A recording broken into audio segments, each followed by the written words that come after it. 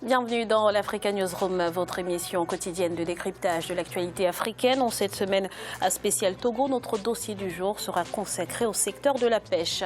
Au programme également, le projet de loi sur le statut de l'opposition congolaise a été validé ce mardi 25 octobre 2016 en Conseil des ministres. Et puis en Mauritanie, une révision constitutionnelle est à l'ordre du jour. Les amendements seront soumis à référendum. Pour nous accompagner tout au long de cette émission, un invité, M. Raphaël Goma, bonsoir. Alors, vous êtes enseignant-chercheur, merci d'avoir accepté notre invitation. Merci. Avec nous également sur ce plateau, nos éditorialistes, Daouda Tal. Daouda, bonsoir. Bonsoir Graziella, c'est un plaisir. Bonsoir à toutes et à tous. Et Jean-Marie Bitomo. Bonsoir Jean-Marie. Bonsoir Graziella et bonsoir à tous nos téléspectateurs et téléspectatrices. Heureux de passer ce temps avec vous sur le plateau. Tout de suite, c'est l'info du jour.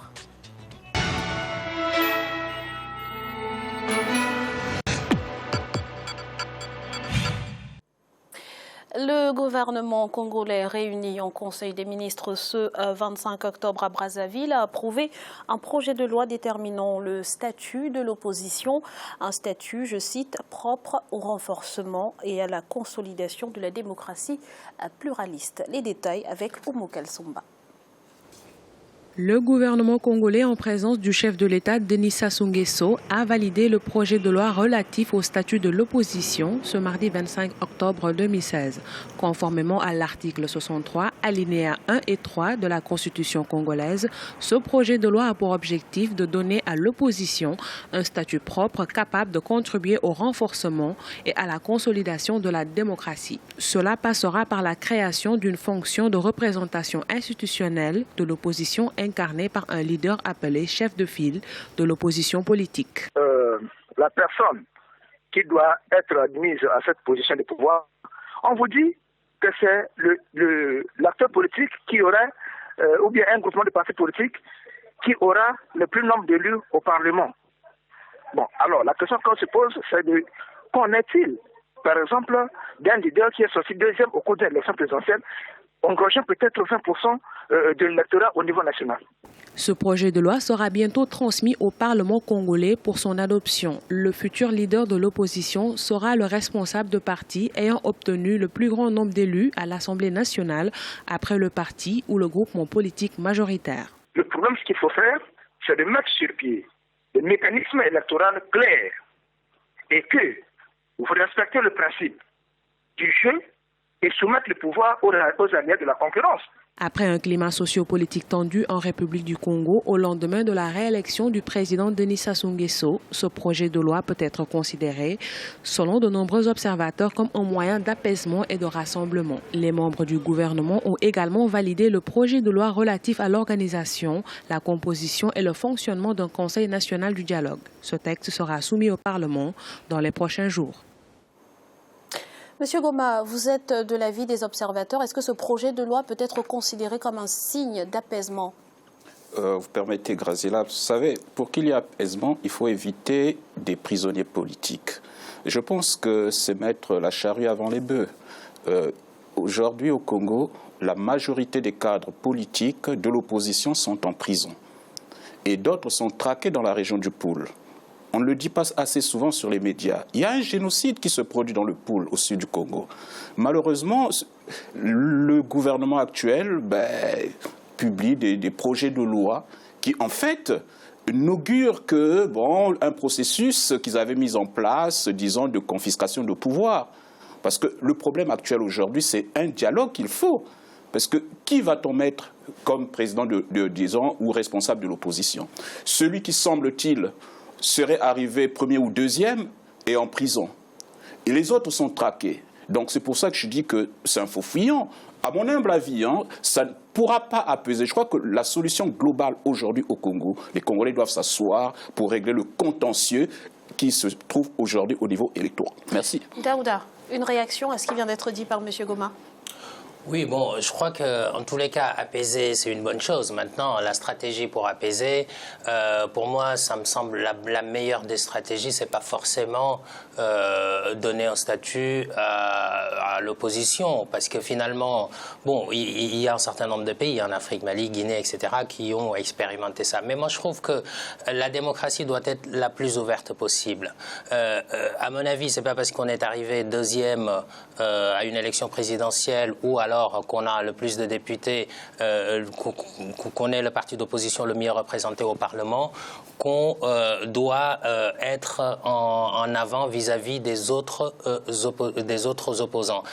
D'autant plus qu'on sait très bien que le climat politique est changeant de manière générale en Afrique. Vous avez des gens qui rejoignent le parti au pouvoir, vous avez la nouvelle génération aussi qui construit une nouvelle dynamique politique. Et comment faire de cela? Donc, entre une élection présidentielle ou législative et la suivante, il y a beaucoup de changements qui sont possibles. Donc, bon, moi, personnellement, j'ai jamais été pour un statut particulier d'un opposant qui aurait des faveurs institutionnelles, des avantages au sommet de l'État, etc. Je pense que le jeu politique peut être biaisé. Mais effectivement, c'est quand même une main tendue sans doute à l'opposition. Il faut la saisir également, et je pense que les opposants devront se mettre autour de la table pour trouver les bonnes solutions. Alors Jean-Marie, il a été rappelé lors de ce Conseil des ministres que les membres de l'opposition politique jouissent de toutes les libertés publiques garanties par la Constitution en République du Congo. Qu'en pensez-vous? Moi, je me dirais tout simplement que ça ne doit pas être quelque chose de théorique, là. Ça doit être la pratique. Quand on veut faire jouer la démocratie, on donne la parole, si vous voulez, aux différentes sensibilités qu'on trouve dans un pays. Et maintenant, le jeu électoral va faire en sorte que le jeu électoral, ce n'est que la représentativité. Bon, nous savons très bien que dans le système démocratique, c'est celui qui a 50,01, si vous voulez, qui a la majorité et qui est à même de pouvoir dicter la marche du pays. Je pense que dans nos démocraties qui sont des démocraties naissantes, il ne faudrait pas tout simplement se dire que oui, on met en place, si vous voulez, un statut de l'opposition. On va mettre en place, comment dirais-je, un statut, si vous voulez, de tel ou tel personnage dans l'État. Il est préférable, de mon point de vue, qu'on joue de la clarté, de la démocratie, si vous voulez, sous tous ces méandres, en pensant que nous sommes africains, tout à fait.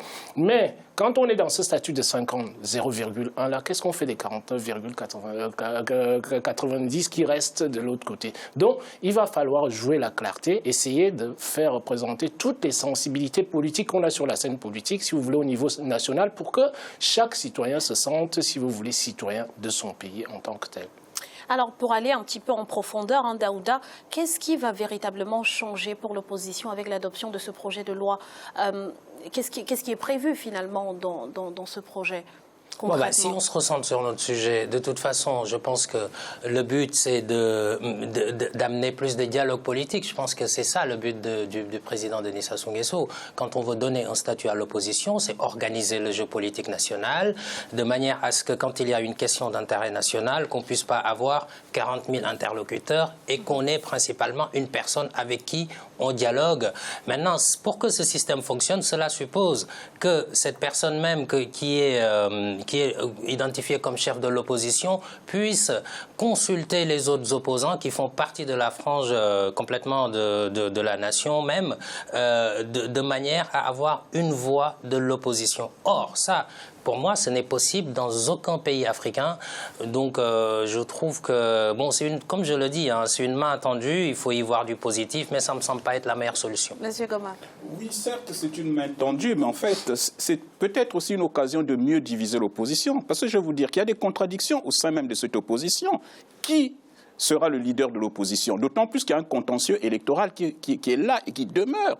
Je pense que, à mon humble avis, je crois que si M. Denis Sassou Nguesso voulait vraiment apporter de l'apaisement au pays, il faut faire asseoir toutes les composantes du pays. C'est-à-dire que les gens s'asseyent et puis regarder le contentieux, liquider ce contentieux et puis revenir sur de nouvelles bases pour adopter une loi peut-être consensuelle entre l'opposition et toutes les classes politiques afin que nous puissions avancer. Sinon, on ne fera que vraiment reculer et sinon marquer le pas. Merci Monsieur Goma. Dans l'actualité également, en Mauritanie, une réforme constitutionnelle se profile. Le président Mohamed Ould Abdel Aziz s'est engagé à ne pas toucher à l'article qui l'empêche de se représenter pour un troisième mandat en 2019. Mais dans les rangs de l'opposition, on émet quelques doutes. Les détails avec Diarra Ndiaye. La question d'un troisième mandat présidentiel plane toujours sur le débat politique en Mauritanie.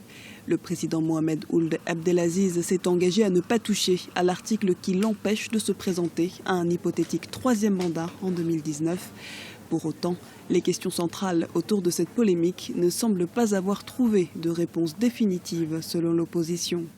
Alors, il y a un double jeu dans cette affaire parce que depuis 3 mois, je dis bien, il a fait un discours dans la localité est qui s'appelle Nema et il a annoncé sa volonté de créer une nouvelle constitution. Immédiatement, il s'est enclenché une campagne inédite avec le ministre de la Justice, avec le ministre de l'Information, avec le Premier ministre, qui même jusqu'au devant le Parlement, sont venus pour dire une constitution n'est pas une constitution sacrée. L'apaisement du climat politique reste difficile dans le pays. Du côté de l'opposition, le doute persiste. Eli Ould Mohamed Vall, ancien président mauritanien, soupçonne un volte-face de l'actuel chef de l'État. Je crois qu'il a tenté pendant 2 mois, 3 mois de faire le forcing et d'essayer de faire un dialogue à partir duquel il peut légaliser le fait de revenir sur les institutions. Malheureusement, l'opposition totalement mauritanienne a rejeté toute perspective dans cela. Et même les partis de l'opposition qui ont participé à ce monologue ont, quand le débat a été introduit par le parti État, ils l'ont rejeté et ils ont menacé de se retirer définitivement s'ils ne retiraient pas cette proposition-là. Eli Ould Mohamed Vall, artisan de la transition démocratique en Mauritanie, se pose en farouche adversaire du régime mauritanien. L'ancien chef d'État ne s'est pas encore prononcé sur une éventuelle candidature à la présidentielle en 2019. Selon lui, il est d'abord urgent de trouver une solution politique afin d'identifier un projet de société ainsi que les instruments de sa mise en œuvre pour amorcer une transition politique transparente et apaisée en Mauritanie. Alors Jean-Marie, le président Mohamed Ould Abdel Aziz s'est engagé à ne pas faire sauter le verrou de la limitation du nombre de mandats. On a vu dans le reportage que l'opposition craint un volte-face. Et vous y croyez ? Je pense que, j'y crois tout simplement. Pourquoi? Parce que, je pense que la Mauritanie s'engage dans une voie de démocratisation. C'est pas la première fois que le président le répète. Il avait déjà, dit qu'il allait faire ces 2 mandats. Tout ce que nous pouvons oser espérer là-dessus, c'est notre souhait de tous les Africains que nous puissions faire fonctionner la démocratie de manière efficace.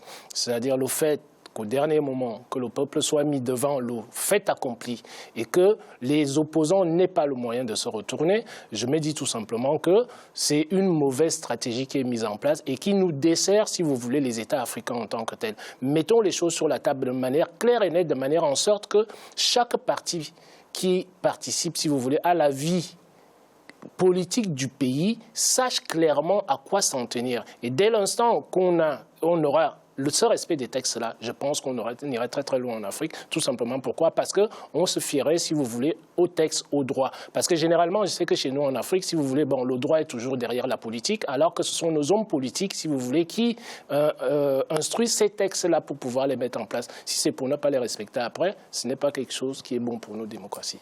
Alors, plus concrètement, dans ce projet de révision constitutionnelle, le pouvoir propose de remplacer le Sénat par des conseils régionaux d'Aouda et de supprimer la Haute Cour de justice ainsi que le Haut Conseil islamique. Qu'en pensez-vous ?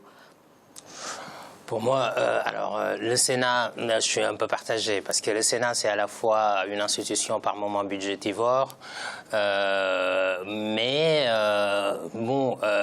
pense aussi qu'il est important que les collectivités locales soient représentées au sein d'une assemblée, puisque les vraies questions de développement sont les questions qui sont locales, finalement. Ce n'est pas forcément le développement à l'échelle nationale avec les multinationales et tout ça.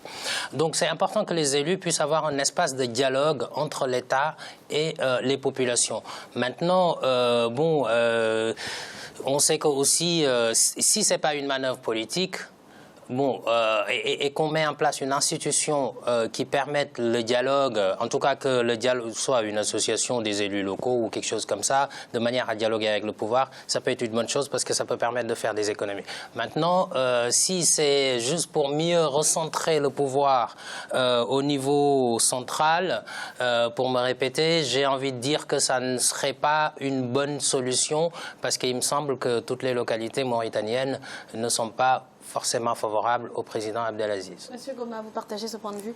Oui, je partage ce point de vue, mais en fait, je reviendrai sur le Sénat. Pour moi, en fait, le Sénat n'avait pas vraiment sa raison d'être. Parce que j'ai vu les Sénats en Afrique, généralement, c'est des chambres, disons, d'anciens copains, d'anciens politiciens que l'on essaie de caser pour leur permettre d'avoir quelques subsides pour vivre. Je pense qu'il faut faire participer, effectivement, disons, un conseil local, je pense, est à même, disons, de bien représenter les intentions des populations, puisqu'ils vivent avec ces populations-là. Maintenant, bon, je ne dis pas que le président mauritanien, en faisant cela, a des arrière-pensées. Mais ce que je déplore, moi, en fait, c'est qu'en Afrique, chaque président qui arrive veut apporter sa petite touche au niveau de la Constitution. Et ça ne nous permet pas d'avancer aussi bien au niveau de l'éradication de la pauvreté, ni au niveau du développement. Je pense qu'à un moment donné, il faut... Quand on a une constitution, c'est la respecter. Je ne dirais pas qu'il y a des bonnes et des mauvaises constitutions.